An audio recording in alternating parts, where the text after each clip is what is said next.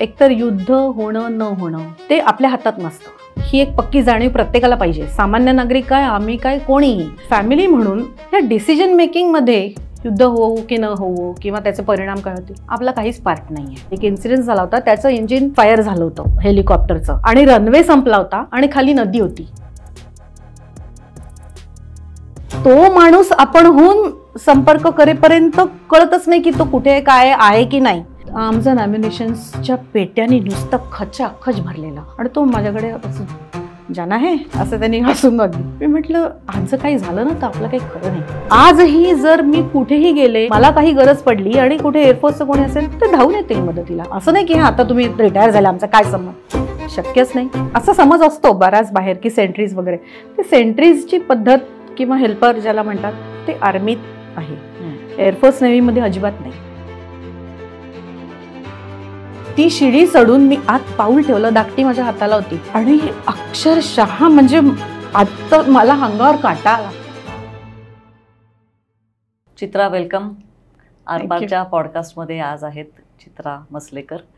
Chitra is a ex air force wife, आणि Chitra's husband was a helicopter pilot in the air force. आपण आज बोलतो आहोत आत्ताच्या सीज फायरच्या पार्श्वभूमीवर, आणि we are very happy to have you here. Thank you. Very happy. आपल्या गप्पा सुरू व्हायच्या आधी बर्वा स्किन थेरपीतर्फे आमची ही खास भेट. नॅचरल प्रोडक्ट्स आहेत आणि कामाक्षी बर्वेचे हे खूप कष्टाने केलेले प्रोडक्ट्स आहेत. Okay, thank you. या आत्ताच्या या सिच्युएशनमध्ये घरी संभाषणं खूप होत असतील ना या आठवड्यामध्ये? खूपच होतात, म्हणजे आमची तर दोघांची होतातच. पण जे आजूबाजूचे लोक आहेत, नातेवाईक आहेत, ओळखीची माणसं, त्यांना खूप काही विचारायचं असतं, सांगायचं असतं, शंका असतात, त्यामुळे त्याला विचारत असतात. चालू असतं, म्हणजे अजूनही वातावरण तेच आहे घरामध्ये. करेक्ट. आणि एस्पेशली एअरफोर्स, कारण ह्या वेळेला म्हणजे एअरफोर्स संबंधी खूपच लोकांना उत्सुकता आहे, त्यामुळे प्रश्न खूप असतात मनात, ते विचार. आणि भयंकर प्राऊड फिलिंग ना, नाही त्यामुळे जाऊन पटकन इथं विचारावं, हे ऑथेंटिक इन्फॉर्मेशन आहे का, हे खरंच घडतं का असं. आणि this must have taken you back also ना, की आपण जे आयुष्य जगलोय. म्हणजे खूपच आठवणी तर खूप येतात की आता जे झालं त्याच्यावरून. कारण आता काय झालं, एक 6-7 वर्ष झाली रिटायर झालेला, त्यामुळे आता ह्या आयुष्याची सवय व्हायला लागली होती. पण ह्या घडल्या प्रसंगांनी पुन्हा परत पाठीमागचे दिवस आठवायला लागले, काय काय व्हायचं, काही प्रसंग जे घडून गेलेले असतात ते आठवले. तेव्हा आपली मुलं लहान होती, आपण काय करत होतो, ते सगळं असं म्हणजे डोळ्यासमोर येतं, आठवतं. आणि आता तू जे वेळेला सिव्हिलियन आयुष्य जगतीयस, हे आयुष्य 360 डिग्रीमध्ये वेगळं आहे. तर आता तू थोडी रिलॅक्स पण झाली अशी त्या ह्याच्याप्रमाणे. तर मला थोडं कुतूहल असं आहे की हे अरेंज मॅरेज आहे तुझं? म्हणजे ठरवून नाही, पूर्णपणे अरेंज मॅरेज. बर. आणि म्हणजे हे उत्तम स्थळ होतं आणि का नाही म्हणायचं. ऍक्च्युली माझं लग्नाचं वयही नव्हतं. मला मोठा भाऊ आहे, मोठी बहीण आहे, आणखीन माझं कॉलेजचं शिक्षण चालू होतं. आणि त्यावेळेला म्हणजे आता किती वर्ष झाली, 30 वर्ष तर होऊनच गेली. तर तेव्हा म्हणजे कसं की नाव घालणे वगैरे अशा प्रकारच्या टिपिकल त्या साच्यातून लग्न, की आणि जास्त अंतर नाही आहे मी माझी बहीण भाऊ यांच्यामध्ये. तर मग की दोघींचं नाव घालून दिलं असं जिथे कुठे घालायचं. आणि स्थळं यायला लागली तर ठीक आहे, म्हणजे पसंत पडलं, लग्न झालं. इतक्या सहज लग्न झालं माझं. So 30 years of marriage. आणि या 30 वर्षामध्ये सो असं माहिती असतं की जुजबी माहिती असतं आम्हा सिव्हिलियन्सला की खूप ट्रान्सफर्स होत असतात. तर आणि हे रुटीन आहे तुमच्या आयुष्यातलं. तर तुझ्या ह्याच्यामध्ये किती ट्रान्सफर्स मधनं तू गेलेली आहेस? बघ आता, म्हणजे आमचं लग्न झालं 87 साली आणि रिटायर झाला 2017 साली. म्हणजे 30 वर्षाचं सर्व्हिस लाईफ मी बघितलं. त्याच्यामध्ये 20 तर पोस्टिंग्स झाल्याच, त्याच्यापेक्षा एखाद दुसरी जास्तच असेल पण कमी नाही. बरं. म्हणजे अगदी मोजल्या तर म्हणजे 30 वर्षामध्ये 20-21 पोस्टिंग्स आमच्या झाल्या. आणि 20 नवीन ठिकाणं का रिपीट पण होतात? नाही, रिपीटही होतात, झाली रिपीट नाही असं नाही, पण जागा बदलावी लागतेच ना तुम्हाला. म्हणजे रिपीट म्हणजे काय लगेच पुढे कंटिन्यू होत नाही, कुठेतरी गेलात पुन्हा परत आलात त्या जागी, असं होतं. आणि परत तेच घर आहे असं नसतं नाही. So every time it's a new setup every time. आणि ते सुद्धा म्हणजे आता ॲव्हरेज तू 30 वर्षाचा ॲव्हरेज काढायला गेली, 20 वर्षात तो दर सव्वा वर्षाला पोस्टिंग असं जर आपण म्हटलं तर असं काही अगदी नाही की दर वर्ष झालं की पोस्टिंग, असंही नाही आहे. कधी कधी 6 महिन्याकरताच कुठे राहिलो, कधी 2 वर्षही गेली म्हणजे आमची कुठे, कधी 2-2.5 वर्ष, कुठे कुठे 6 महिने, कुठे कुठे वर्षभर. पण 1-2दा असंही झालं की आता वर्षभराची पोस्टिंग समजा तुम्हाला एका जागी राहता आलं तर त्याच्याही मध्ये 3-3, 4-4 वेळा घरं बदलावी लागली आम्हाला. म्हणजे स्थिरता डोक्यात असतं ना की लाईक की आपल्याला नाही अजिबात. म्हणजे काय की विंचवाचं विराड पाठीवर. एक्झॅक्टली कायम आपलं. म्हणजे मला एक सांगायचं म्हणजे काय की एकदा दिल्लीला पोस्टिंग होती आमची, आणि पहिल्यांदा तुम्ही जाताना म्हणजे कुठल्याही पोस्टिंगला गेल्यानंतर जनरली ट्रान्झिट म्हणतो आपण ज्याला, किंवा असं मेसमध्ये म्हणतो आम्ही, राहायला एखादी खोली 2 खोल्या अशा गेल्या तुम्हाला मिळतात. म्हणजे जागाची शोधाशोध नाही करावी लागत. पण मग 2-3 प्रकार असतात. मग तुम्हाला टेम्पररी अकोमोडेशन वेगळं असतं, ते मिळतं, तसं मिळालं आम्हाला. आणि मग त्याच्यामध्ये सुद्धा म्हणजे status house, non status house, जशी जशी घरं, कारण घरांची वेटिंग लिस्ट असते. काय, सॉरी इंटरप्ट करते, स्टेटस आणि नॉन स्टेटस? म्हणजे तुमच्या रँकप्रमाणे जनरली घर तुम्हाला, जनरली म्हणजे फ्लाईट लेफ्टनंट स्क्वॉड्रन लीडरपर्यंत, म्हणजे एका पर्टिक्युलर रँकपर्यंत तुम्हाला पर्टिक्युलर टाईपची आणि एरियाची घरं असतात. मग त्याच्या पुढे तुम्हाला घराचं स्वरूप, एरिया वगैरे वेगळा होतो. ओके, हायरार्की जशी होते तसं. ओके. मग त्याप्रमाणे मग कधी छोटं घर मिळायचं, मग ते तुम्हाला, आणि जास्त चॉईस नसतो. एक तर म्हटलं त्याप्रमाणे वेटिंग लिस्ट असते, तुमचा नंबर आला की तुम्ही आपलं चालू पडायचं. तर मग जेव्हा त्याला स्टेटस हाऊस म्हणतात, जेव्हा तुमचा घराचा नंबर येतो तेव्हा परत, म्हणजे दिल्लीत आम्हाला स्टेटस हाऊस मिळालं त्या दिवशी त्याला पोस्टिंग ऑर्डर पण मिळाली. मी तर म्हटलं नशीब त्या दिवशी मिळाली, म्हणजे सगळं काढलंय. दुसऱ्या घरात गेलो आणि मिळाली असती तर मग झालंच. मग ना संसार मांडा आणि संसार आवरा, हेच एक काम. सो आपण जेव्हा आधी बोलत होतो तेव्हा तू म्हणलीस की तुझं बेसिक एज्युकेशन हे MA इन सायकोलॉजी. तर आत्ता बोलताना मला असं वाटलं की हा जो प्रकार आहे ना, हा as a common person accept करायला इतका अवघड आहे की माहितीच नाही ना, शाश्वतीच नाही ना की हे टिकमाक आहे, हे घडणार आहे. तर तुझं education has help you with this a lot का? ॲक्च्युली हो, म्हटलं तर नक्कीच. त्यांनी ना म्हणजे तुम्हाला ॲक्सेप्टन्स येतो, किंवा एक कुठल्या गोष्टीकडे जास्त म्हणजे अधीर न होता बघण्याची वृत्ती शांतपणे घेता येतं. किंवा किती शिकण्यासारखं आहे. हो ॲक्च्युली. नाही तर मग म्हणजे मला नाही वाटत, कारण इतके सततचा बदल, आपण हल्ली पण खूप गोष्टी ऐकतो की सततच्या बदलांनी तणाव किती वाढतो आणि त्यांनी तब्येतीवर किती परिणाम होतात आणि काय वगैरे. पण त्याच्याशी कोपअप करायला नक्कीच मदत होते. पण हा मेंटल हे टफनेस मी लगेच नाही म्हणणार. ती काय नवीन लग्न झालेली होतीस, तुला काही सवय नव्हती या गोष्टीची, आणि तसं आपण एक प्रोटेक्टेड बॅकग्राऊंड मधनं किंवा घरनं आपल्या एक सुखरूप घरातनं आपण जातो, आणि इथं सगळेच डायनॅमिक्स चेंज होतात ना. आणि पण मग नंतर तुझा प्रवास कसा होता? तुला तुझ्या या ट्रेनिंगचा उपयोग तू तिथं काही वेगळ्या पद्धतीने केलास? नाही, म्हणजे जेव्हा जेव्हा असे एक तर मी अगदी छोटीशी गोष्ट पण ती मोठी आहे. म्हणजे असं सांगते की माझं संपूर्ण बालपण मुंबईत गेलं, म्हणजे लग्न होईस तर आणि मुंबईत म्हणजे काय, कधी लाईट गेलेली माहीत नाही, कधी पाणी गेलेलं माहीत नाही. जरी पाणी म्हणजे काय, पाण्याची पर्टिक्युलर वेळ सकाळी तुमच्याकडे 4 वाजता येणार तर येणार, मग तो पाऊस पडत होतो किंवा काही हो, 4ला पाणी, म्हणजे रुटीन इज सेट, सिस्टीममध्ये कधी प्रॉब्लेम येत नाही. माझं लग्न झाल्या मी पहिल्या ठिकाणी गेले ते म्हणजे गोरखपूर. रादर त्याच्याही आधी मी थोडं सांगते, माझं लग्न ठरलं तेव्हा मला वडिलांनी अगदी असं म्हणजे तुला कुठे जावं लागेल असं त्यांनी बोलवून नकाशा भारताचा आणि छबुआ ऐकलंय नाव? बरं, ही तरी पहिलं पोस्टिंगचं नाव टू मजा की तुला इथे जायचंय. पहिलं पोस्टिंग छबू आलाय. बर, मी तेव्हापर्यंत म्हणलं अरे बापरे छबुआ. ते सुद्धा असं नॉर्थ ईस्टच्या कुठच्या तरी टोकाला वगैरे असं ते होतं. आणि त्यामुळे म्हणजे हळूहळू पहिल्यांदा ना सगळं थ्रिल असतं, थ्रिल की तो युनिफॉर्म आणि ते लाईफ आणि ते हे सगळं असं आपल्याला. पण ऍक्च्युली पाण्यात पडल्याशिवाय आपल्याला कल्पनाच येत नाही काय. मी म्हटलं तसं मग तिथून छबुआवरून त्याचं बस्तान हल्लं. लग्न होईपर्यंत तो गोरखपूरला आला होता.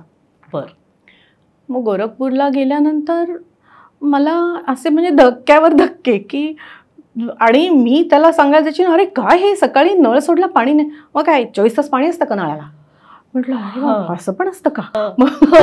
कधी मला अक्षरशः कॅन्डल्स वगैरे घरात ठेवण्याची काही माहितीच नव्हती. दिवाळीला आपण दिवे लावतो तेवढ्या पुरेसे दिवे. मग म्हणे नाही कॅन्डल्स कायम हाताशी पाहिजे, टॉर्च पाहिजे हाताशी किंवा अशा गोष्टी. म्हटलं बापरे आपण. आणि मी तिथून आईला पत्र लिहायची. किती वर्ष आमच्या आईने पत्र पण ठेवली होती ती की आई मला असं 1857 मध्ये केलं सर वाटते. मग आई मग समजूत की अगं पण मग तू शिकायला पाहिजे किंवा असं आई समजुतीच्या ह्याच्यामध्ये सांगायची काही गोष्टी. पुन्हा आमच्याकडे कायमचा घरात फोन होता. म्हणजे मला कधी फोन नाही माहितीच नाही. आणि म्हणजे माझी धाकटी मुलगी 5वी-6वीत जाईपर्यंत आमच्या घरात फोन हा प्रकार नव्हता. लग्नानंतर लँडलाईन नव्हता. त्यामुळे फक्त जेव्हा पहिलं पोस्टिंग फक्त पत्र पाठवणे हाच एक उद्योग, बाकी काही नव्हतं. मग ते हळूहळू म्हणजे की मला ते पचनी पडायलाच खूप दिवस गेले की हे असं. आणि मुंबईचं ते धकाधकीचं लाईफ. मी कॉलेजला जायला 8:19ची ट्रेन पकडायची आणि इथे सकाळी उठल्यापासून वेळच वेळ. म्हणजे असा की एकदा का तो गेला. आणि त्यांनी मला सुरुवातीला असं सांगितलं होतं की ही काय म्हणजे 9 to 5 बँक जॉब नाही आहे. आजकालच्या भाषेत म्हणजे 24/7. तेव्हा तो म्हणाला 12 महिने 13 काळ मी आय एम ऑन ड्युटी. मी जरी युनिफॉर्म घरी येऊन काढला असला तरी तो तिथे रेडी पाहिजे, कुठल्याही क्षणी घालून मी जाणार. म्हटलं बरं ठीक आहे आता काय म्हणजे आपण. त्यामुळे माझ्यासाठी जेव्हा बिवायला थांबायचं नाही. आपापल्या वेळेला आपापले उद्योग. You carry on your routine. तू इंडिपेंडंट हो थोडक्यात. अगदी. पण तेव्हा मग तो मुंबईचाही मला उपयोगी पडला की आपल्याला कुठे अडत नाही. सगळीकडे आपण आपली आपली कामं करत फिरत असतो किंवा त्यामुळे अवलंबून राहणं नवऱ्यावरती. मला एक तर 2 व्हीलर चालवता लागेल म्हणजे चालवता येत होती. त्यामुळे असं काही मला तसा प्रॉब्लेम असा आला नाही त्या दृष्टीने व्यावहारिक दृष्ट्या. पण हेच असे जरा छोटे छोटे जोर का झटका धीरेसे लागत मला ते अंगवळणी पडलं आयुष्य असं. आणि कधीही 24/7 त्यांची अवेलेबिलिटी त्यांच्या कामासाठी. आणि you are almost like a single parent in that process. तर या ह्याच्यामध्ये प्लस पोस्टिंग्स आणि प्लस त्यांची मुली. तुला 2 मुली आहेत. आणि they are called as army brats. पण मला भयंकर कौतुक आहे आर्मी ब्रॅट्सचं. नाही तू जे सांगतेस आणि आपलं जे आधीचं बोलणं झालं तर it is not easy for children also. खरं आहे. कारण आपण सर्व्हायवल इन्स्टिंक्ट्स आय थिंक तिथपासून स्टार्ट होतात. हो अगदी बरं. म्हणजे मी तरी म्हणेन माझी 20-21 वर्ष झाल्यानंतर मी तोंडोळत झाली या जीवनाशी. मुली त्यातच वाढल्या जन्मापासूनच. म्हणजे धाकटी माझी जन्मली तेव्हा अलाहाबादला होतो आम्ही. तिथे सुद्धा जास्त काळ टिकलो नाही. तिकडनं सिकंदराबादला गेलो तेव्हा धाकटीचा जन्म. तिथे 2 वर्ष होतो आम्ही. 2-2.25 वर्ष होतो.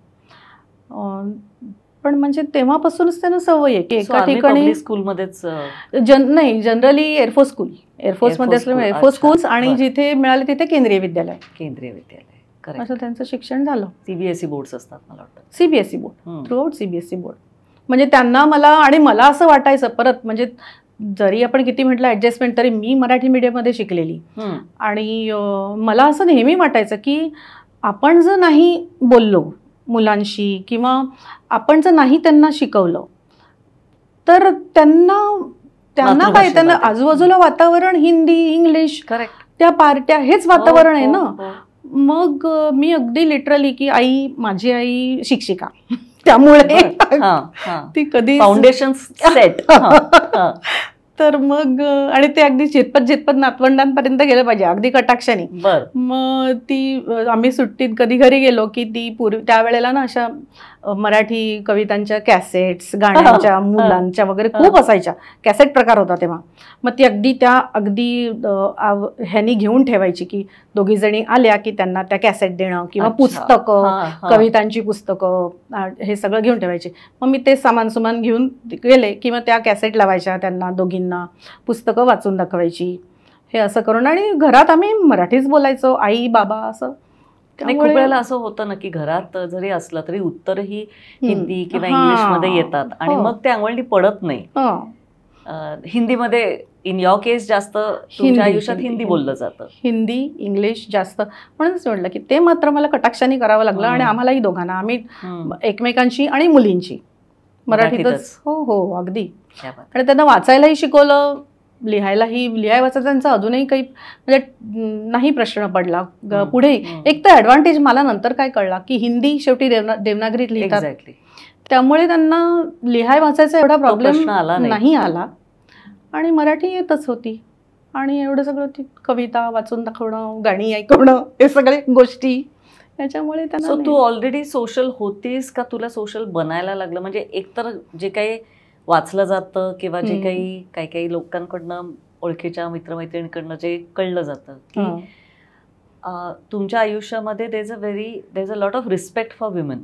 म्हणजे कुठेही गेलं तरी सिनियर ऑफिसर हा उभाच राहतो एखादी लेडी आत आली तर, किंवा तुमच्या इथं हायरार्कीज प्रमाणे सुद्धा काही गोष्टी केल्या जातात. आर्मी वेलफेअर वाईफ्स किंवा आता इन युअर केस तुमचं वेगळं असोसिएशन एअरफोर्सचं असेल. पण या ह्याच्यात मग बायकांना सक्रिय व्हायलाच लागतं त्याच्यामध्ये. म्हणजे करेक्ट की आणि पुन्हा असं आहे ना की तुम्ही बघत बघत शिकत जाता. बरोबर. हल्ली ग्रूमिंग वगैरे, मेंटरिंग वगैरे काय सगळं म्हणतात. पण म्हणजे सांगणाऱ्या म्हणजे सिनियर तुमच्या युनिटमध्ये वातावरण कसं आहे, सिनियर लेडीज किती सांभाळून घेणाऱ्या आहेत किंवा त्यांच्याकडून काय एक तर आपले उघडे कान. मी तर पहिल्यांदाच म्हणजे असं म्हटलं ना की आपलं आपण विचारलंच ना की की सायकोलॉजीचं काय, तर तोंड शक्यतो बंद, कान आणि डोळे उघडे. हे अजूनही लागू आहे सगळीकडं. त्यामुळे तुम्ही शिकत जाता की कसं वागायला पाहिजे. किंवा आणि काही असतात म्हणजे नवरे बायकांना शिकवणारे किंवा काही वगैरे, पण मी म्हटलं त्याप्रमाणे की तुझं तू चालू ठेवायचं. हे फार आवडलंय. त्यामुळे मी माझ्या पद्धतीने मी शिकत गेले. असं आहे ते. कधी धक्के खाल्ले, कधी नाही. म्हणजे पण त्या प्रोसेसमध्ये मी आपली कित्येक वेळेला आपण असतो लकी, कोणी सांगणारं शिकवणारं भेटतं आपल्याला, कधी नाही भेटत. तर एकदम डिफिकल्ट पोस्टिंग कुठली होती? डिफिकल्ट आता टेरेनच्या किंवा ह्या दृष्टीने म्हटलं तर मग लेह असं म्हणता येईल. पण कारण का तर लेह आणखीन 1-2च ठिकाण आहेत. एअरफोर्समध्ये आर्मीसारखं नसतं की तुम्ही फील्ड पोस्टिंग जा, फॅमिली पोस्टिंग घ्या, असं नसतं. 2-4 लेह एक ठिकाण आहे. नंतर मला वाटतं कारनिकोबार दुसरं असेल की जिथे ते फॅमिली पोस्टिंग्स नाही आहेत, म्हणजे फॅमिली स्टेशन्स नाही आहेत.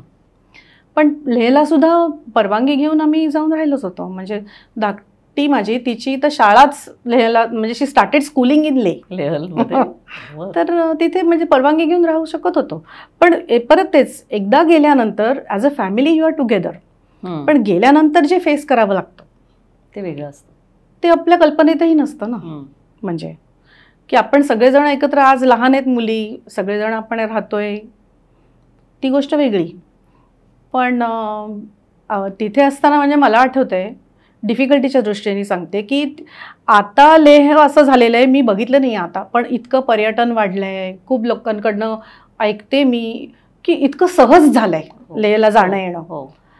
आम्हालाच मुळात तिकडे जायला ॲज सर्व्हिस पर्सोनेल आणि फॅमिली इतका त्रास होता.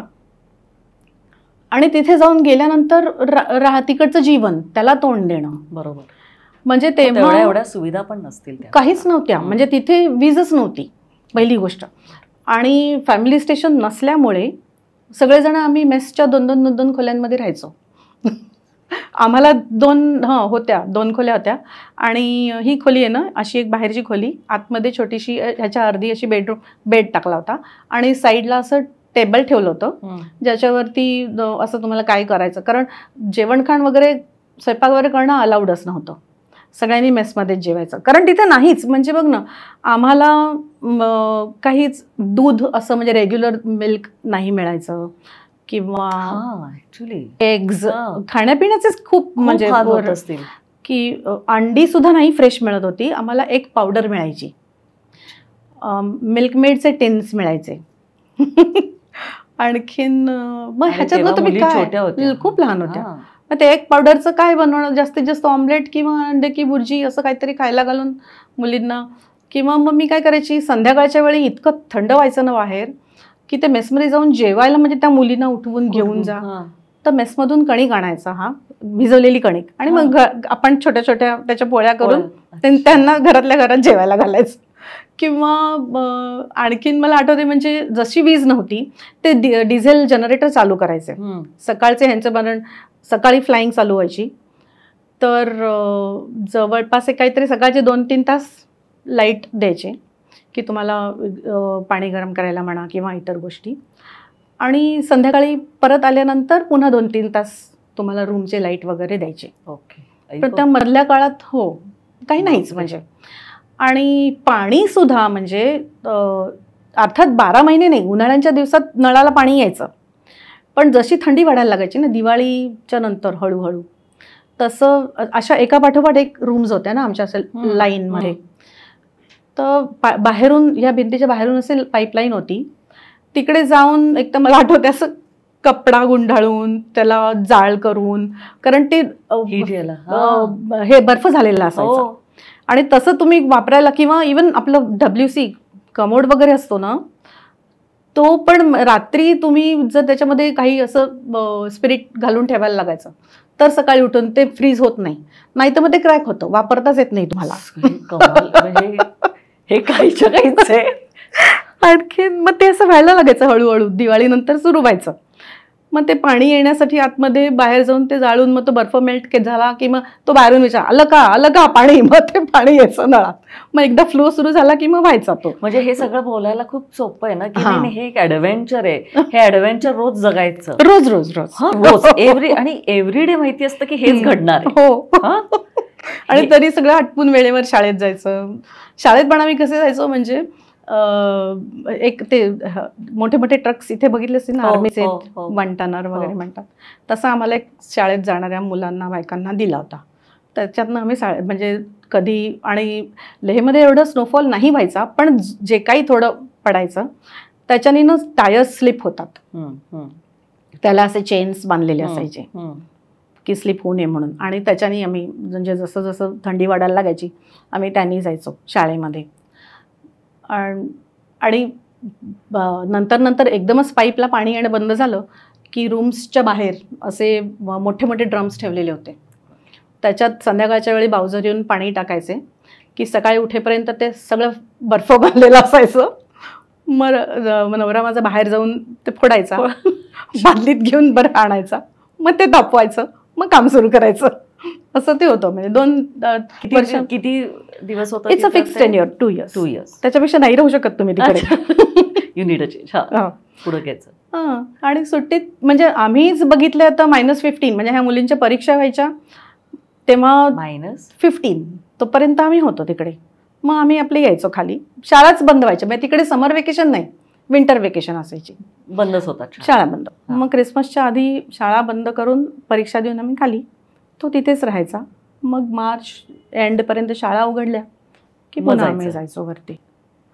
पण तिथे म्हणजे हे तर म्हणजे डेली लाईफचं मी सांगते, पण बाकी पण तिथे खूप असतात चॅलेंजेस. म्हणजे फ्लाईंग करताना पण यांना खूप होतच त्रास तिकडे झाला होता. म्हणजे एक ॲक्सिडेंट झाला होता तेव्हा पण म्हणजे खूपच तो एक मला आलेला म्हणजे पहिला अनुभव की असं झालं की काय होतं आपल्याला, म्हणजे कशातून जातो आपण.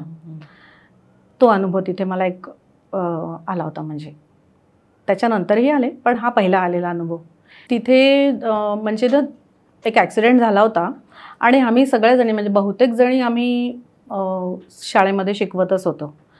मी सांगितलं तसं त्या ट्रकनी जायचं. आणि तर आमच्याबरोबर एक यंग कपल म्हणजे अगदी हार्डली 3-4 महिने झाले असतील. सॉरी मी तुला इंटरप्ट करते. शाळेत शिकवायचीस तू? हो, मी शाळेत तिथे म्हणजे मुलीला धाकटीला शाळेत घातलं. मलाही विचारलं करता का नोकरी. मला तेव्हा वाटलं की आपण आजपर्यंत काही शिकवलेलं नाही शाळेत, मी काहीच नव्हतं केलं शिकवलं. पण म्हटलं तेवढा मी पॉझिटिव्ह त्याच्यातनं हे गेला की मी मुलींच्या बरोबर राहीन. घरात बसून काहीच नाही आहे करायला, वीजसुद्धा नाही पाणीसुद्धा नाही, ही पहिली गोष्ट. आणि त्या डिफिकल्ट वातावरणात त्या दोघींना सोडायचं त्याच्यापेक्षा विचारलंय तर आपण जावं ना, बघू तरी या काय होतंय कसं जमतंय. म्हणून मी नोकरीला लागले तिथे. That was a wonderful experience for me. जशी माझ्या मुलींनी तिथे शाळा सुरू केली तसं मी तिकडेच सुरू केलं. तर आम्ही म्हणजे सगळ्या जणी, ती ट्रक होती वेगळ्या वेगळ्या शाळां, केंद्रीय विद्यालय होतं, इतर शाळा होत्या, वेगळ्या वेगळ्या शाळांना पिकअप करत ती बस एका ठिकाणी थांबायची. आम्ही थांबलो होतो या मुलींच्या शाळेत. आणि आमच्या म्हणजे हे असतं ना युनिटचा नंबर 1 कमांडिंग ऑफिसर, त्याची पण बायको होतीच. त्यांनी मला बसमध्ये मला निरोप पाठवला. इनफॅक्ट शाळेत आला होता आणि ये म्हणून आधी मी आले तेव्हा तिने मला सांगितलं असं असं ॲक्सिडेंट झाला आहे. आणि त्याची बायको आमच्याच बरोबर, ती पण शाळेत अगदी 3-4 महिन्याचं लग्न होतं झालेलं, अगदी ज्युनियर. आणि म्हणजे बहुतेक नाहीच आहे काही. तर तिला आत्ता नाही सांगायचं, तिला शाळेत निरोप गेला, म्हणजे कमांडिंग ऑफिसरच्या बायकोला त्या शाळेत फोन गेला. तर तिला सांगूया नको, आपण घरी गेल्यानंतर सांगण्याची पण पद्धत असते की मी सांगून तू असं नाही, म्हणजे प्रॉपर प्रोसिजर असते की कोणी सांगायचं कसं सांगायचं तर ते सांगतील. पण म्हणजे असं जनरल की आपण तिला विचारूया की आत्ता लग्न झालंय, काही हे प्रेग्नन्सी वगैरे आहे, काही आहे असं विचारून घेऊया. कारण त्याप्रमाणे मग ते डॉक्टर्स तयार ठेवतात किंवा काही धक्का असतो ना म्हणजे. तर तो प्रसंग माझ्या आयुष्यात म्हणजे असा कोरून ठेवलेला आहे की किती कठीण आहे की मला माहिती आहे, तिला माहिती आहे, म्हणजे आम्हाला दोघींना. कारण माझा नवरा तेव्हा त्याच्यानंतर होता सिनियरिटी. तर म्हटलं आपल्याला माहिती आहे ही मुलगी, तिला काही कल्पना नाही आहे काय झालं आहे. आणि लांब शाळा काय अशी जवळ नव्हती, बराच रस्ता काटायचा आहे. मध्यंतरात तिला विचारायचं आहे काय परिस्थिती आहे काय नाही. आम्ही दोघीजणी, आणि तिला पुन्हा कुठल्याही तऱ्हेचा संशयसुद्धा येता कामा नये काही झालं आहे, इतकं नॅचरल ठेवायचं आहे वातावरण सगळं घरी पोचेपर्यंत. खूप हो. आणि आम्ही बसलो होतो, तिला म्हणाली की ये, असं तिलाही वाटलं असेल की असं कधीच म्हणत नाही की कोणी, प्रत्येकजण आपापल्या जागी बसतं, मुला हुंदडत असतात, सगळं चालू असतं, तर ट्रक असं मोकळा असतो त्यामुळे. आणि असं का म्हणते इकडे माझ्याजवळ बस वगैरे, तिला जरा वाटलंच असेल, काहीतरी वाटलं असं. मग हळूच तिने विचारलं, पण मला म्हणाली तू विचार. म्हटलं आम्ही, तर ती म्हणे की असं काय तुम्ही, ते झालं. आणि तिने म्हणजे त्या सीओच्या बायकोनी मला सांगून ठेवलं होतं की सगळ्यांनी आपापल्या घरी जा, मुलांना घरात सोडा, नंतर बघू. तर आम्ही उतरलो त्या ट्रकमधून. तर ज्यांची मुलं लहान होती म्हणा किंवा ज्या नोकरी करत नव्हत्या त्या असायच्याच ना की सगळेजण की आल्या की काय कैसे हो गया दिन आज का वगैरे, कारण त्यांनाही दिवसभर कोणीच नसायचं बोलाय बिलायला. तो कोणी नाही, सगळे चिडीचूप, सगळेजण आज गए कहाँ, कोई दिख नहीं रहा बाहेर, असं वगैरे बोलत बोलत आम्ही घरी गेलो. तिला सांगितलं झालं सगळं आणि विचारलं की घरी कोण सांगेल काय करेल. ती म्हणाली की फोन लगा दीजिए मैं बात करती हूँ. आणि एवढी धीराची, मला आठवते ते हे की ती मुलगी एवढी धीराची, आम्ही मनातनं सगळे सरकलो होतो, पण स्वतः बोलली घरी, स्वतः सांगितलं की आज ऐसे ऐसे पती हमारे बीच नहीं रहे.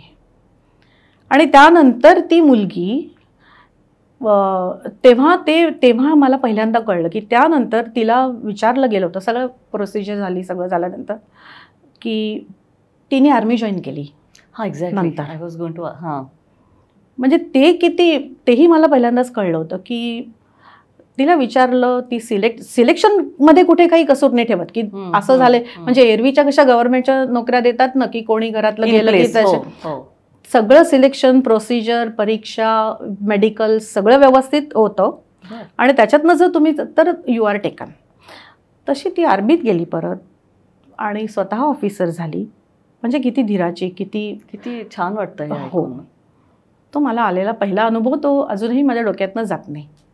आणि आणि तो थोडं एक असं होतं का की एक क्षण रिलीफ असतो ना की I and my family safe. हो म्हणजे सेल्फिश असतं ते खूप, पण हो. ते एक तो सेंटिमेंट असतो ना, आपलं हो. इमोशन असतं. खरंच आहे ते. म्हणजे तेव्हा त्याच्यानंतर असंही वाटायचं की तेव्हा मी म्हटलं तसं की त्याच्यानंतर आम्ही लेहमधून परत खाली पोस्टिंग आल्या आल्या कारगिल सुरू झालं.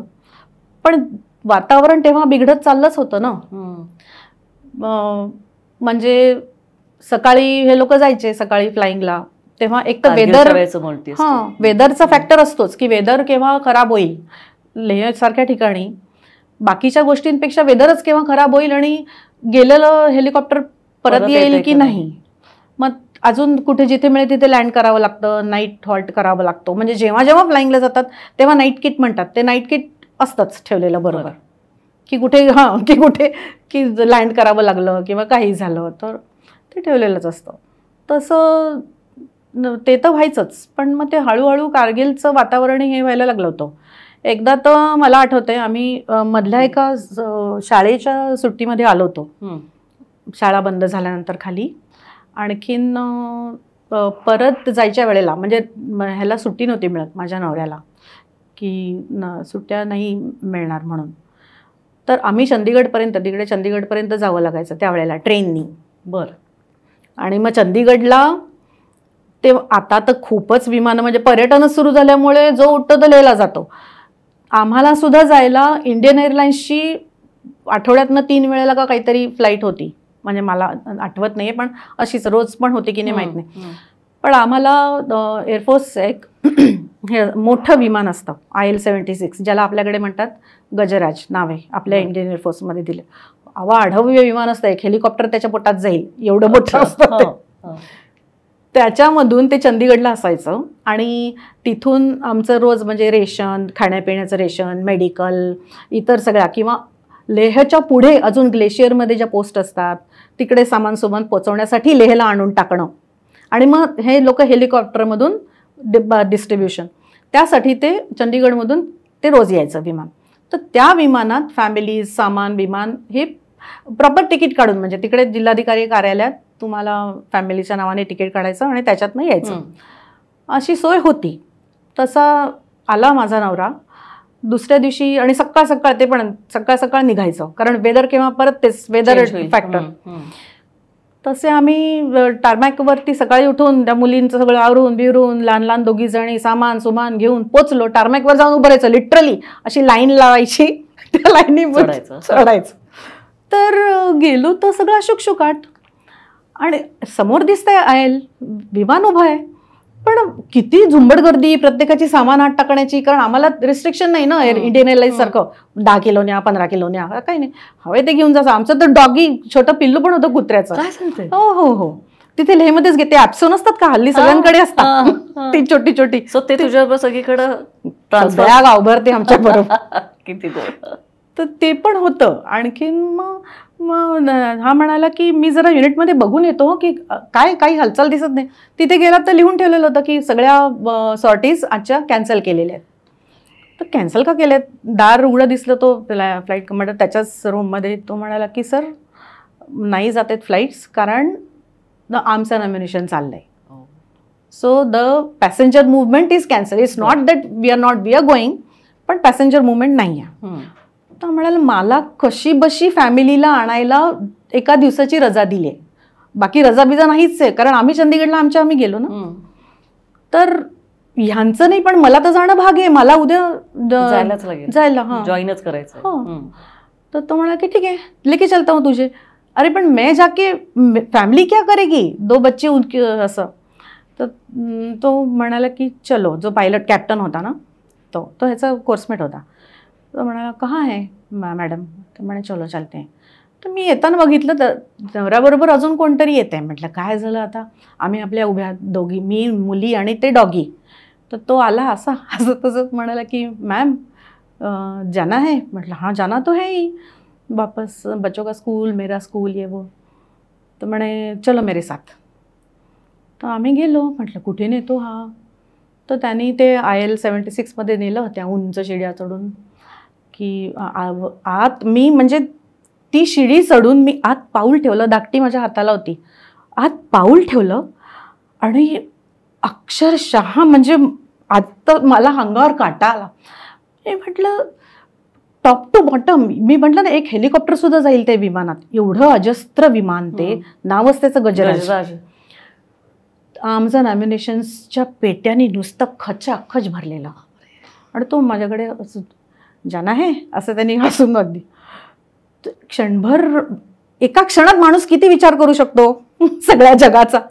मी म्हटलं आज जर काही झालं ना तर आपलं काही खरं नाही, असं पहिला विचार. मी म्हटलं की पण ठीक आहे, आपण सगळे बरोबरच होतं, काय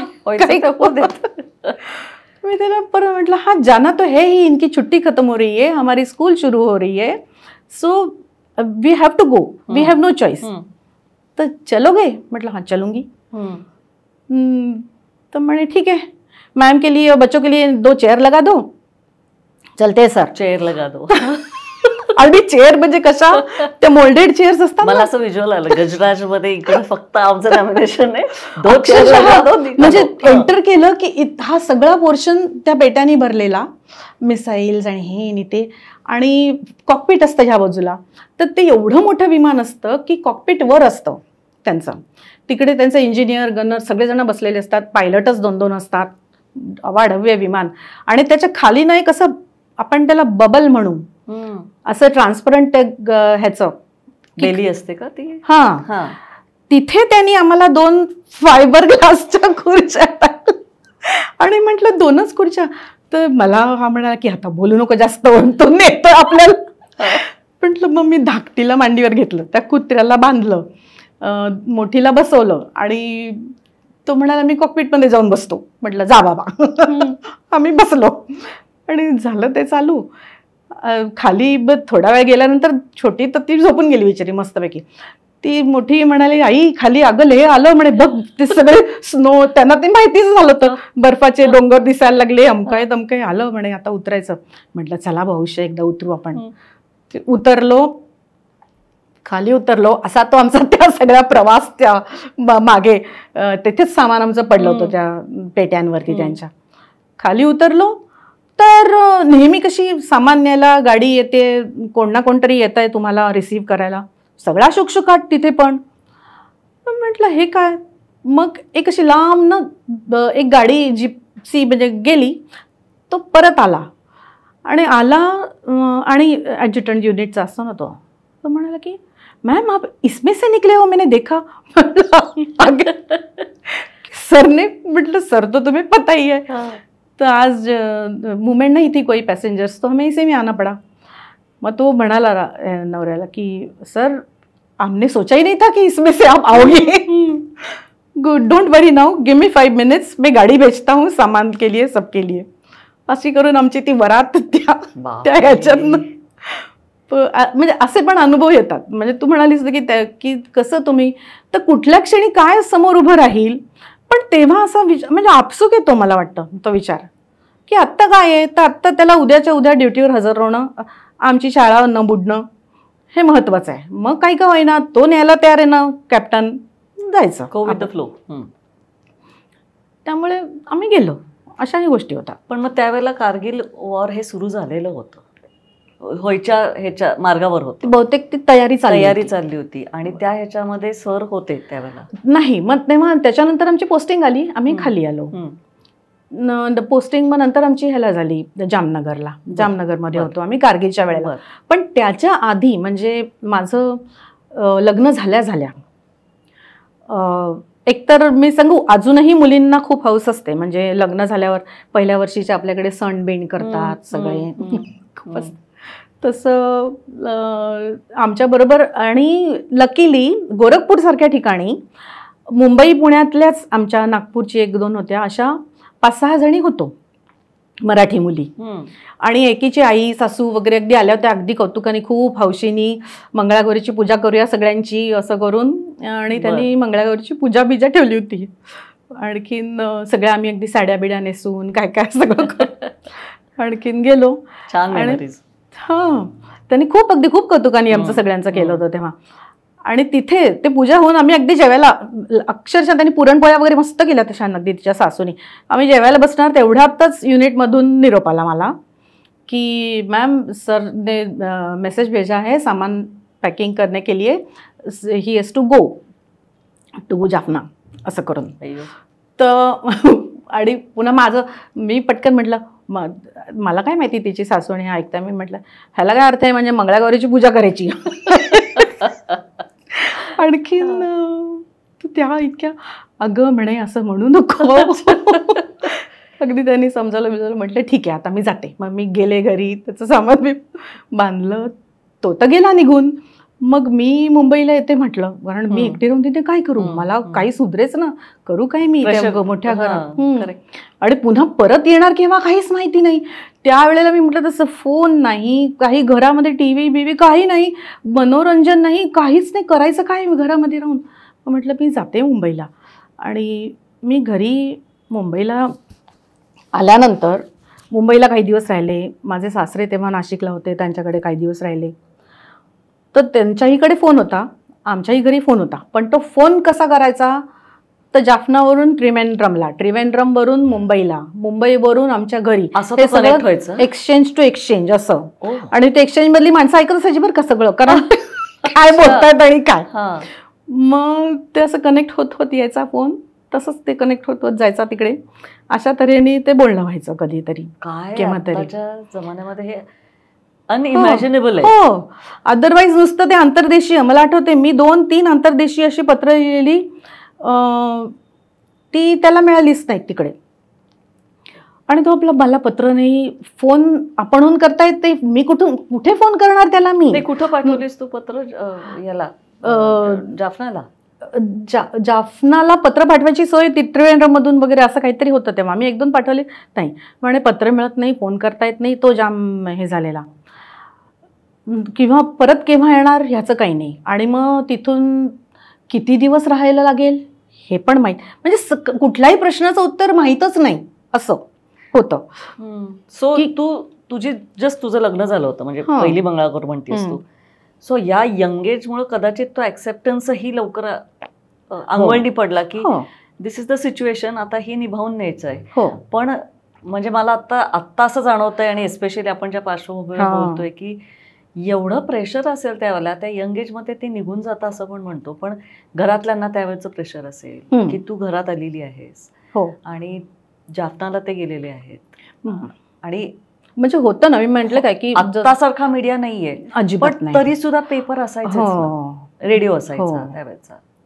म्हणजे पेपरात येईल ते. किंवा माझे सासरे तेव्हा फॉरेस्ट डिपार्टमेंटचे ते आपल्या होते, आणि त्यामुळे त्यांच्याकडे फोन होता घरी. पण कित्येक वेळेला असं व्हायचं की सगळ्यांनाच बोलावं असं वाटतं, त्यांनाही नाही का, म्हणजे मीच एकटी कशी. त्यांचं बोलणं होईपर्यंत, माझी टर्न होईपर्यंत बंद पडायचा. किंवा पुन्हा केव्हा तरी फोन, म्हणजे असं माहितीच नाही की परत फोन केव्हा येईल, आणि रात्री अपरात्री केव्हाही. आणि पुन्हा त्याचं तिथे काय ऑपरेशन चाललं आहे तो त्यांनी सांगितलं तरच आम्हाला कळायचं. बोलता येते की नाही माहिती नाही. पण मग त्यावेळेला तुला असा लोनलीनेस जाणवायचा किंवा हा खूप मोठा भाग असेल ना तुमच्या आयुष्यातला, की म्हणजे माणूस ऑन फील्ड असतो किंवा इन एअर असतो आणि आपण एकटेच असतो, तर ही एकटेपणाची भावना आणि त्याच्यावर जगायचं. म्हणजे मला हा प्रश्न असा विचारायचा आहे की आत्ताच्या आपल्या आयुष्यामध्ये एन्झायटी खूप रिपीटेड शब्द आहे, राईट? तर मला एन्झायटी आहे, मला प्रेशर आहे, मला मेंटल टेन्शन आहे, तू तर सायकोलॉजीची बाई आहेस. हे सगळे विचार त्यावेळेला वेळ तरी मिळायचा, म्हणजे वेळ मिळाला तरी करायचं काय, ही सिच्युएशन आहे, या सिच्युएशन मधनं पुढे जायचंय. पण मग तेव्हा तुम्हाला सपोर्ट करणारे कोणी असायचे का तिथं? हो ना, म्हणजे आता मी घरी काउन्सिलर शब्द वापरत नाही मुद्दाम. नाही, खरं तर म्हणजे मी सांगू का, आजकाल अँझायटी, टेन्शन, डिप्रेशन, एवढे मोठे मोठे शब्द एवढे सर्रास वापरले जातात, त्याची गरज नाही आहे. खरं म्हणजे कुठला तरी ताणतणाव हा माणसाला असायलाच पाहिजे ना, त्याच्याशिवाय परफॉर्मन्स कसा येईल तुमचा. पण त्याचा बाऊ केला जातो, इतकं माझं स्पष्ट मत झालेलं आहे आता. की विद्यार्थी दशेत कोणाला अभ्यासाचं टेन्शन नसतं, कोणत्या आईवडिलांना वाटत असतं की माझ्या मुलांनी नापास व्हावं, तर ते त्याच्या मागे लागणारच ना, की बाबा रे अभ्यास करा नीट, अमकं करा नीट, तमकं करा नीट. पण याचा अर्थ लगेच मला टेन्शन येतं का? किंवा ते आलेलं, आणि जरी येतं ठीक आहे की आईबाबांची अपेक्षा आहे माझ्याकडून मी चांगले, तर ते चूक आहे का? म्हणजे की मी परफॉर्म करायला पाहिजे ना. किंवा कुठल्याही गोष्टीचं, की मुलांना आजकाल एकतर असतात एकटी दुकटी मुलं, सोशलायझिंग कमी पडतं, कंपनी कमी पडते, आणि जी असते ना पिअर ग्रुपचं वेगळंच पुन्हा वातावरण होतं, जे पूर्वी नव्हतं. भावंडच इतकी असायची घरामध्ये. किंवा आता मी जशी आले होते परत मुंबईला, हा APKFच्या मिशनवर गेलेला होता, तर काही नाही, जसं जसं सगळ्यांना कळायला लागलं की अरे वा चित्रा आली का, मग कोणी फोन करतंय, कोणी गप्पा मारायला येतंय, कोणी काय विचारते, मग कसं चाललंय राहुलचं, नेमका त्यांच्यासमोर कधी फोन आला, तर तुमच्या गप्पा गोष्टी होतात, देवाणघेवाण होते, सगळं होतं. त्याच्यामुळे आपसूक तुमचं टेन्शन कमी होतं. किंवा मग त्यावेळेला मी असंच गाण्याचा क्लास लावला किंवा काही केलं, मन रमतं, आणि तो वेळ गेला निघून. त्याचा आपण जितका बाऊ करू ना तितकं आपल्यालाच त्रास होतो. बरोबर. हे मला तेव्हा कळलं की आपण कुठल्या गोष्टीला सतत विचार करत राहिलो ना, ओव्हर थिंकिंग नाही करायचं, त्याने आपल्यालाच त्रास होतो. मला माझा नवरा म्हणायचा out of site out of mind. म्हटलं अरे असं कसं नाही की दिस इज नॉट एक्सेप्टेबल, असं शक्य नाहीये, आणि करायचं म्हटलं तरी होत नाही ते. त्यामुळे तरच दरची अशी 2-3 ठराविक वाक्य आहेत, out of site out of mind. दुसरं म्हणजे का, let us cross the bridge when it comes. म्हणजेच काय, तो ओव्हर थिंकिंग, उगाच कशाला आपलं डोकं पिटकवायचं, ज्या वेळेला जे समोर येईल त्यावेळेला ते करायचं. तो त्यांच्या ट्रेनिंगचा भाग आहे. Correct, right. तर ते आपण पण थोडं थोडं शिकावं त्याच्यातनं, असं थोडं जमेल तसं शिकावं असं नक्की आहे. सो IPKF हा एक अनुभव झाला, हा तुझ्या आयुष्यातला एक चॅप्टर झाला. आणि असे लॉंग याला त्यांच्या कुठल्या तरी स्पेशल कुठल्या ह्याला गेले होते मिशनमध्ये? हो, म्हणजे ज्याच्यात तू पण थोडी घाबरलेली होतीस किंवा माहिती नव्हतं काही? माहिती काहीच नव्हतं. काँगोमध्ये आपण आफ्रिकन कंट्रीजची नावं, सुदान वगैरे ऐकून माहिती असतं, तिकडे प्रॉब्लेम चालतात. तर तिथे युनायटेड नेशन्सच्या फौजा जातात ना फॉर पीस कीपिंग पर्पज. म्हणजे तिथल्या लोकांची इनफायटिंग चालू असते, तर त्यांनाच शांत ठेवायला सर्व जगभरून जातात. त्याच्यामध्ये आम्ही मुंबईहून त्याला जावं लागलं होतं. ते पण म्हणजे वर्षासाठीची अपॉइंटमेंट. तसा तो गेला होता. आणि तिथून पण म्हणजे तेच की रेग्युलर बेसिसवरती संपर्क. मग तेव्हा निदान एवढी प्रगती झाली होती, म्हणजे IPKFचा अनुभव की तुम्हाला तो माणूस आपणहून संपर्क करेपर्यंत कळतच नाही की तो कुठे काय आहे की नाही इथपासून. तसं काँगोमध्ये असताना तेव्हा ना ते एक तर PC आला होता, कम्प्युटर आला होता घरामध्ये आमच्या, आणि त्याच्यावरती ठेवायचे असे छोटेसे कॅमेरे मिळायचे पूर्वी. तो कॅमेरा अगदी मुद्दाम होऊन, आणि मुली पण जरा मोठ्या झाल्या त्या, मोठी मला वाटतं 10वी-12 म्हणजे दोघी बोर्डाच्या याच्या होत्या, आणि मग त्यांना आपल्यापेक्षा माहिती असते, टेक सॅव्ही ते असतात. मग त्यांनी ते कॅमेरा घेऊन मग तो कॉम्प्युटरवरती ठेवायचा, आणि एक वेळ असायची रात्रीची, तिथे त्यांची पण लाईन लागलेली असायची तेव्हा, मग की प्रत्येकाचा टाइम अलॉटेड, एवढा वेळ तुम्ही आपापल्या फॅमिलीशी बोलायचं टाइम. मोडेमला क्लिक करून आणि मग तो क्लिक करून ती वेळ झाली, दादाचा फोन येईल, असं करून मग त्या कॅमेऱ्यावरती सगळ्यांनी मग त्याला सगळे दाखवायला लागायचे, ही धाकटी आली, मोठी आली, ते डॉगी सगळं. मग ते झालं की मग आता पुढचं बोलणं सुरू, सगळे आहेत ना घरात, असं ते आमचं रोजचं बोलणं व्हायचं ते काँगोला असताना. एकदा सुट्टीवर यायला मिळायचं, तसा तो आला होता मध्ये एकदा सुट्टीवर. आणि बहुतेक सगळं म्हणजे इथेही सगळे कपडे त्यांची युनिफॉर्मची काही गरज नाही, सुट्टीवर आलाय तिकडे सगळं त्याचं होतंच. तर बॅग मोठी आणलेली बहुतेक रिकामीच, काय जे खाण्यापिण्याचं खाऊ करून देईन. आणि असं बोलता बोलता तो म्हणाला की इतकी त्यांना तिथे ना एक फ्रेंच शिकवण्यासाठी, तिथे फ्रेंच लँग्वेज जनरली वापरली जाते, तर शिकवण्यासाठी म्हणून एक माणूस यायचा, म्हणजे शिक्षक होता तो, प्रॉपर प्रोफेसर होता. हो. पण ह्यांनी सांगितलेली गोष्ट म्हणजे त्याची मुलं बाळं, परिस्थितीची कल्पना येण्यासाठी सांगते मी, की इतकी परिस्थिती होती की असंच मला सहज म्हणाला की आपल्या मुलींच्या एजचीच त्याची मुलं आहेत, काही देता येईल का त्यांना? तर मग पहिल्यांदा मला म्हटलं पुस्तकं म्हणे नाही, तो माणूस स्वतः प्रोफेसर आहे, शिकवण्याचा काही प्रॉब्लेम नाही. मग माझ्या एकदम डोक्यात आलं, म्हटलं मुलं पटापट आपली उंच होत असतात, कपडे लहान होत असतात, तर ती बॅग भरून कपडे चादरी असं सगळं मी त्याला, आणि ते दिल्यानंतर तिथे जाऊन तो म्हणे काय आनंद त्यांच्या चेहऱ्यावरचा. मला म्हणजे इतकी परिस्थिती त्या देशांची आहे आज झालेली की आपल्याला कल्पना नाही की आपण तिथे केलोय कुठल्या कामासाठी आणि डोळ्यासमोर काय त्यांची परिस्थिती आहे आपल्याला दिसते. तर ते एक मला अगदी आठवण आहे की मी त्याला बॅग भरून खूप असे कपडे, खेळणी, चादरी असे खूप गोष्टी पाठवल्या होत्या त्यांना, आणि त्या त्यांना दिल्या होत्या. म्हणजे असं काहीतरी कुठेतरी आपल्याला समाधान की आपण ह्या गोष्टीमध्ये आपला पण थोडासा काहीतरी बाबा काहीतरी खारीचा वाटा असं. तर त्या मुलींना पण त्यामुळे कळलं की दादा कशा करता गेलाय, काय काम आहे तिकडे, काय चाललंय, काय परिस्थिती आहे तिथल्या आपल्याच एजच्या मुलांची तिथे काय परिस्थिती आहे. ते त्यांना हे मी म्हणते की हा जो फ्रेम आहे तुमची ती लहानपणापासून त्यांना ते एक्सपोजरच त्यांना काही ना काहीतरी समोर येतं, तसं त्यांना ते कळत जातं आपोआप. किंवा आता म्हणजे एखादा आम्ही बंगलोरला असताना आणखीन एक ऍक्सिडेंट झाला होता आमचा, त्याच्यात 5 जण एकदम गेले, एक हेलिकॉप्टरच गेलं होतं म्हणजे अख्खं. तेव्हाचा तो प्रसंग, त्यातनं मुलं शिकतच असतात ना की आपले मुळात आपले आई बाबा कसे उभे राहिले आहेत, किंवा त्यांना ती सिच्युएशन त्या गोष्टीचं आकलन त्यांना न सांगता ती इन्सिक्युअर थोडी होतात जेव्हा मिशनवर जायचं असतं.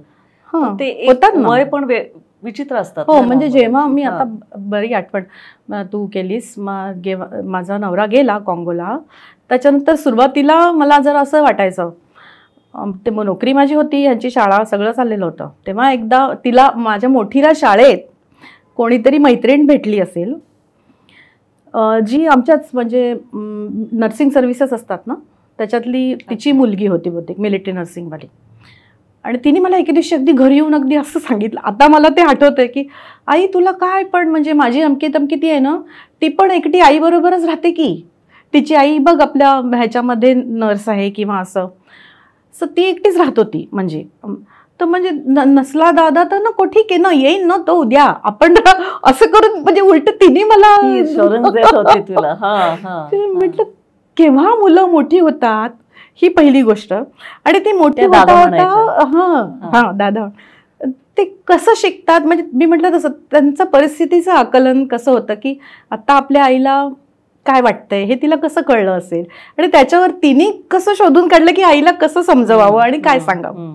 ह्याचं मला अगदी फार म्हणजे तेव्हा हो हे वाटलं होतं की तिने मला कसं असं सांगितलं असेल की अगं काय आहे, पण दादा नाही आहे तर येईल ना उद्या, ती पण नाही का अमकी तमकी, तिची आई बरोबरच राहते ती, असं करून अगदी म्हटलं हो. तेव्हापासून म्हटलं हो, आपण ह्यांना एवढं कळतंय तर आपण बिलकुलच विकनेस नाही दाखवता कामा कुठेही.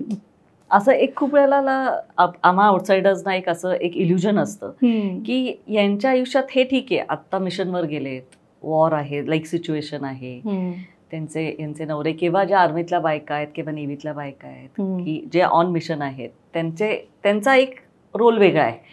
पण otherwise their life is kind of very comfortable. म्हणजे काय की सेंट्रीज असतात किंवा यांना घरं मिळतात, आणि ना तर मला म्हणायचं की तुमच्या इथं सुद्धा एक हायरार्कीज आहेत, तू मगाशी म्हणलीस तशी. पण मग फायनान्शियली आता जसं इथं कॉमन तर म्हणजे मी हा असा समज असतो बऱ्याच बाहेर की सेंट्रीज वगैरे, ते सेंट्रीजची पद्धत किंवा हेल्पर ज्याला म्हणतात ते आर्मीत आहे, एअरफोर्स नेव्हीमध्ये अजिबात नाही. बरं, आमच्याकडे नसतात सेंट्री हेल्पर, काही नसतात. त्यामुळे तो भाग आर्मीत झाला. आम्हाला सगळं म्हणजे सगळे घरातली कामं सगळं आपल्यालाच करावं लागतं. बरं, फक्त नवरा म्हणजे काही कमांडिंग ऑफिसर कुठली पोस्ट मिळाली पर्टिक्युलर की मग तुम्हाला कधी घरामध्ये हेल्पर वगैरे असे मिळतात. पण त्याच्यासाठी खूपच म्हणजे त्याच्या आधी कित्येक जण रिटायरी होऊन जातात. म्हणजे खूप रँकवरती डिपेंड आहे की तुम्ही त्या पोस्टला आणि पर्टिक्युलर पोचलात तर तुम्हाला एखादा माणूस किंवा गाडी ड्रायव्हर वगैरे मिळतो. पण तोपर्यंत आपणच ड्रायव्हर, आपणच सगळं आणि मुलांना ती सवय लागते. आणि मग त्याच्यामधून मला तर अगदी आठवते चक्क की मुलींना शिकवलं कसं की आता नाही आहे दादा, त्यांना गाडी चालवायला पण मीच शिकवलं दोघींना, स्कूटी चालवायला मीच शिकवलं दोघींना, तिथल्या तिथे राऊंड मारून लायसन्स काढायला सगळीकडे म्हणजे. आणि पुन्हा हेही शिकवायला लागायचं की गाडी आली आहे चालवायला, कॉलेजमध्ये जायला लागली होती मोठी, याचा अर्थ हा नाही की रोज गाडी घेऊन मी जाते. फायनान्सचं जे म्हणालीस ना की त्यांना कळलंच पाहिजे. म्हणजे माझं तर स्वतःचं पहिल्यापासूनच मत होतं की यू शुड, आजही माझं तेच म्हणलंय जेव्हा मी सायकोलॉजी ह्या फील्डमध्ये काम करते किंवा मी बघते की you should give them a test of hardships. लाड नाही करायचे मुलांचे अननेसेसरी, नाहीतर त्यांना आयुष्याची तोंडओळखच नाही ना होणार. तुम्ही त्यांना हार्डशिप येईल हाऊ टू फेस इट हे कळलंच नाही. तर त्यांना कसं कोपअप करायचं, मार्ग कसा काढायचा, काय काय परिस्थिती गुजरते त्यांना कळणारच नाही. नुसतं एवढं माहितीये की बाबा नाहीये दादा पण म्हणून माझं सगळं मज्जेत चाललंय ना, मी पार्टीला जाते, मी नवीन फ्रॉक घालते, मी अमकं करते, नाही ना. त्यांना कळायला पाहिजे ना. त्यांना सांगायची छोट्या छोट्या गोष्टी, पण त्यांना पॉकेट मनी देणं, हिशोब लिहिणं आपापला, दोघींना लिहायला लावायची मी. सगळे माझ्याकडे आले पाहिजेत आणि महिन्याच्या शेवटी माझा हिशोब त्यांना सांगायचे, माझा मी लिहिते ना, तुम्ही लिहायचा तुमचा पैसे आणि कुठे गेले काय गेले आपलं लक्ष हवंच. आजही दोघी जणी करतात ते सगळं प्रकरण, हल्ली ते फोनवर चालतं म्हणा, पण त्यांना ती सवय लागली. सो हा सिंगल पेरेंटिंगचाच, बिकॉज राहुल सर इतक्या वेगळ्या पद्धतीने आयुष्य जगत होते आणि तू तुझं एक आयुष्य जगत गेलीस, तर या सगळ्यामध्ये इतके ट्रान्सफर्स तुझे झाले. तू फ्रेंडशिप्स वगैरे तुझ्या अशा असतात ना खूप, आणि त्याला तर म्हणजे कारण आम्ही हॅव टू इन्व्हेस्ट टाइम ना, एक गिव्ह अँड टेक लागतो ना. म्हणजे प्रत्येकाच ठिकाणी कोणी अगदी क्लिक होईल, खूपच घनिष्ठ मैत्री होईल असं नाही, पण होऊ शकत नाही. पण असतात खूप मैत्रिणी होतातही. शॉर्ट पिरियड जरी असला ना, आमचे काय होतं माहिती आहे का, छोट्या वेळासाठी जरी आपण राहिलो नाही एकत्र तरी ती रिलेशनशिप लाईफ लॉंग होते. मला वाटतं खूप इंटेन्स होत असेल. ती लाईफ लॉंग. म्हणजे आता सुद्धा आम्ही काय असं राहुलचे NDA पासूनचे काही लोक आहेत अजूनही, म्हणजे कायमचे सतत बरोबर राहणं शक्यच नाही ना. NDA मध्ये 3 वर्ष तुम्ही पण त्याच्या बायकोचं आणि माझं पटलं पाहिजे. आमची मैत्री, तुम्ही असाल मित्र पण आमची झाली पाहिजे ना मैत्री. तर अशी मैत्री टिकणारे किंवा बरोबर तुमची पोस्टिंग झाली पाहिजे त्याच्यासाठी एकमेकांच्या बरोबर, किंवा त्याचं कोणी नाही, माझं कोणी नाही, पूर्ण नवीन क्राऊड आहे, त्याच्यामध्ये कोणीतरी तुम्हाला मित्र मैत्रीण सापडली पाहिजे, कारण एक सपोर्ट लागतो ना. पण तरी म्हणजे मैत्री होणं, माझं रिडिंग की मैत्री होणं वेगळी गोष्ट आहे. त्यावेळेला त्या स्टेशनमध्ये तुमच्या युनिटमध्ये जे असतात ना ते सपोर्टिव्ह असतात. कारण प्रत्येकाला आज माझ्यावर वेळ आले, उद्या तुझ्यावर येईल, परवा त्यांच्यावर येईल. सो हा प्रश्न कधीच नसतो. मैत्री होणं ही वेगळी गोष्ट आहे, खूपच वेगळी आहे. मला ते पण मला तेव्हाच कळलं की आपली जशी शाळेत असते, कॉलेजची असते, तशी मैत्री असं होईल नाही होईल तो तुमच्या स्वभावाचा, तुमच्या नशिबाचा भाग आहे. पण सपोर्टिव्ह सगळेजण असतात स्टेशनमधले. It's like one family. स्वतःची फॅमिली नसतेच बरोबर कधी, तर तेच मुलांना सुद्धा ते अंकल आंटी सगळेजण असतात.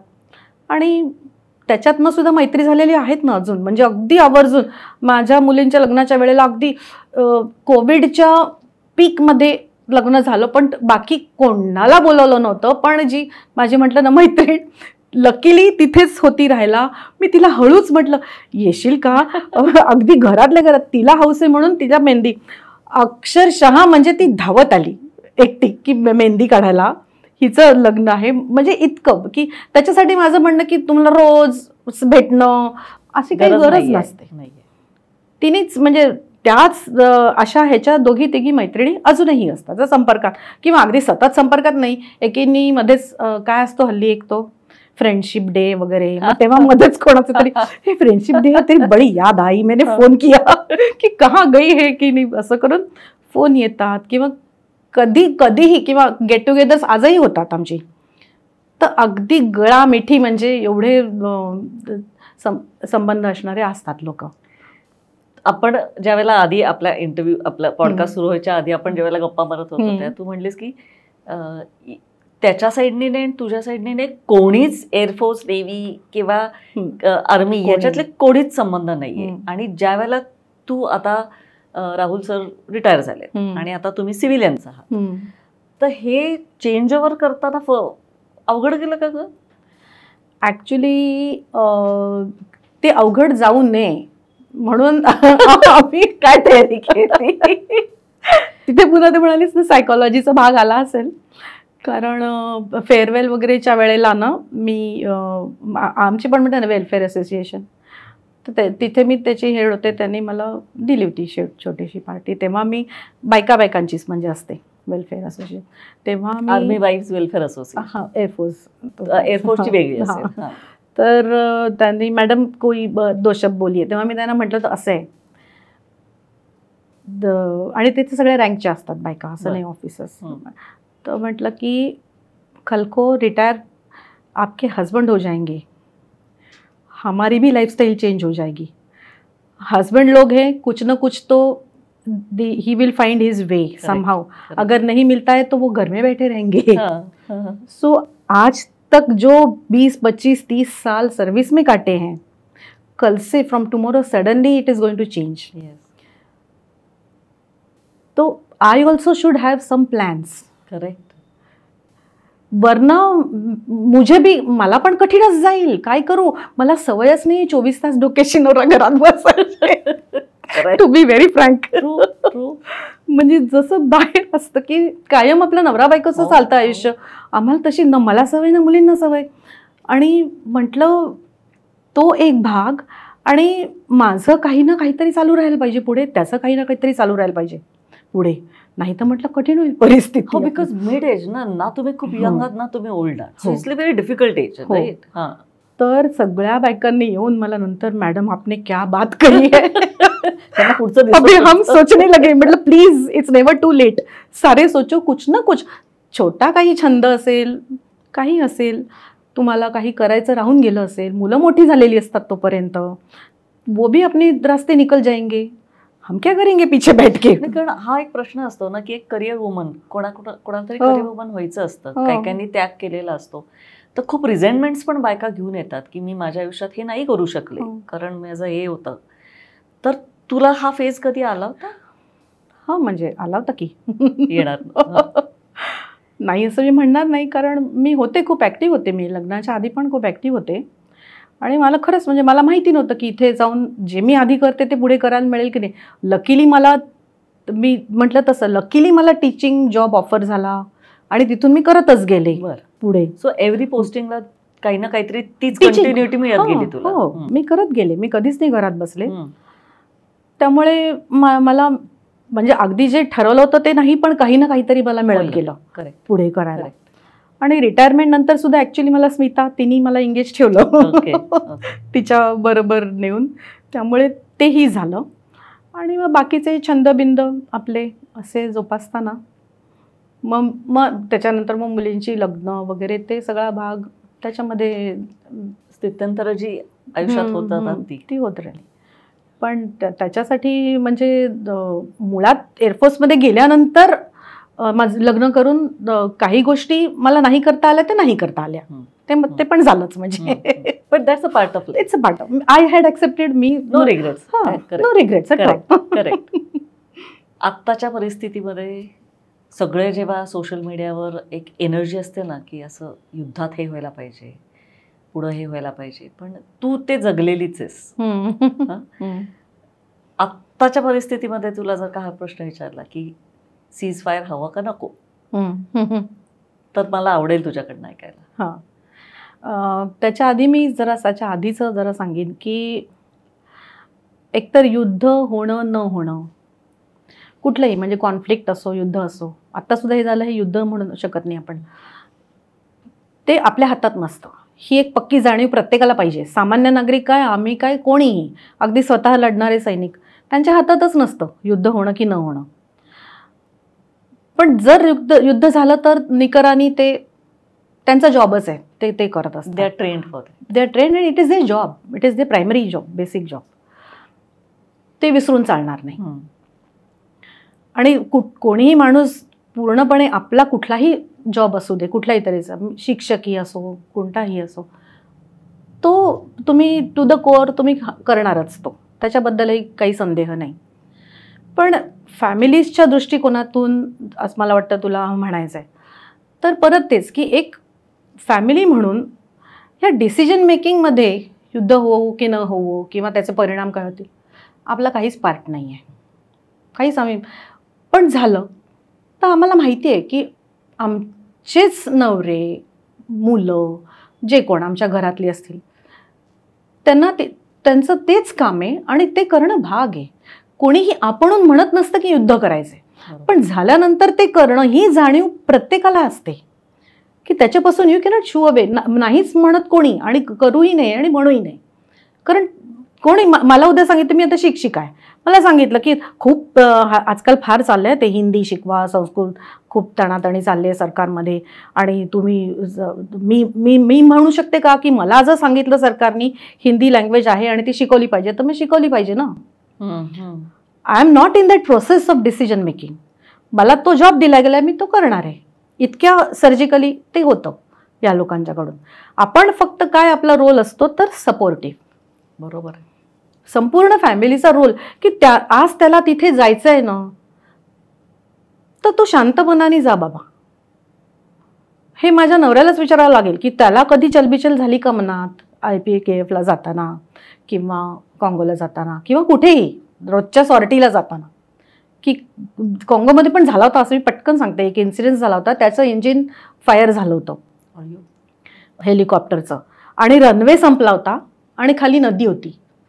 Somehow we manage to land. म्हणजे खूपच, आणि आम्ही कोणीच नव्हतो तिथे. तो दिवसभर आम्हाला फोन करायचा, परत आम्हाला केव्हा तरी असंच रात्री बित्री कळलं नक्की काय झालंय. तर असे इन्सिडेन्सेस होणार किंवा एकदा युद्ध म्हटल्यानंतर काहीही होऊ शकतं ना. तर त्याच्यासाठी मनाची आपल्या तयारी करणं आणि त्या माणसाला त्रास न देणं, याच्यासाठी आमची सपोर्ट सिस्टीम असतेच ना सगळी. आजही जर मी कुठेही गेले आणि एअरफोर्सचं कोणी, मला काही गरज पडली आणि कुठे एअरफोर्सचं कोणी असेल तर धावून येतील मदतीला. असं नाही की आता तुम्ही रिटायर झाला आमचा काय संबंध, शक्यच नाही. कुठेही जा तुम्ही, जगाच्या पाठीवर कुठेही जा, ही एक फॅमिली आहे आणि ती तुम्हाला सपोर्ट करायलाच आहे. तो विश्वास मनामध्ये आहे, तोच त्यांच्याही मनामध्ये असतो आणि त्या विश्वासाच्या जोरावर सगळं चालतं. तुझ्याशी बोलताना मला असं आत्ता जाणवतंय की you are really the force behind the force. तुझे म्हणलीस ना की ते जाताना त्यांना जी शांतता पाहिजे, जी सपोर्ट सिस्टीम पाहिजे, त्याच्याशिवाय ते भरारी मारू शकत नाही. Hats off.